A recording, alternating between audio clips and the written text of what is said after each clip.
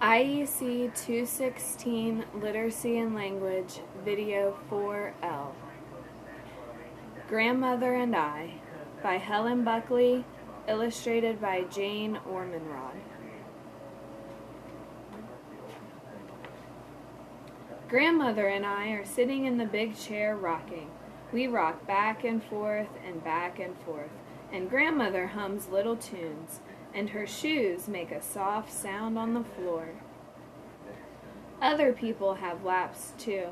Mother's laps are good when there's not enough room on the bus, or when you need to have your shoes tied or your hair braided. Father's laps are good when you want to be a cowboy or do tricks. But Grandmother's lap is just right when you're having a bad cold. We sit in the big chair and rock back and forth, and Grandmother hums little tunes, and her shoes make a soft sound on the floor.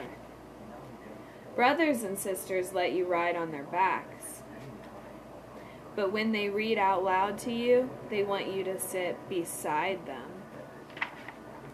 But Grandmother's lap is just right when lightning is coming in the window. We sit in the big chair and rock back and forth, and Grandmother hums little tunes, and her shoes make a soft sound on the floor. Grandfather's laps are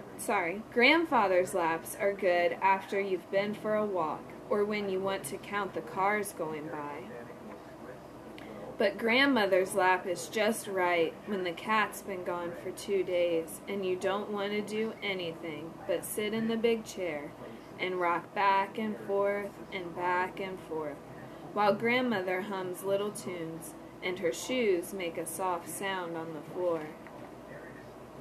Make soft sounds on the floor.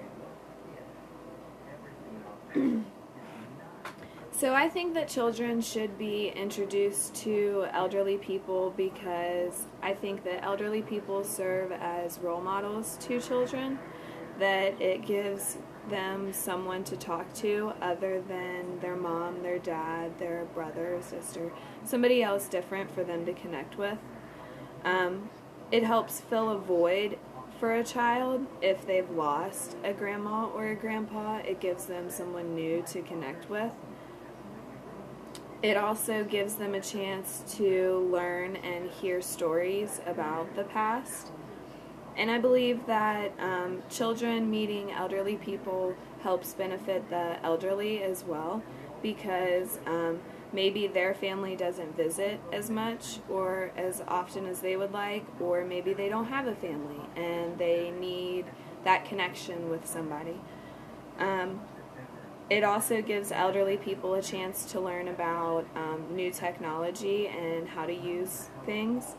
And it gives them a chance to relate to another generation, help move people on the right path towards being the adults in the world.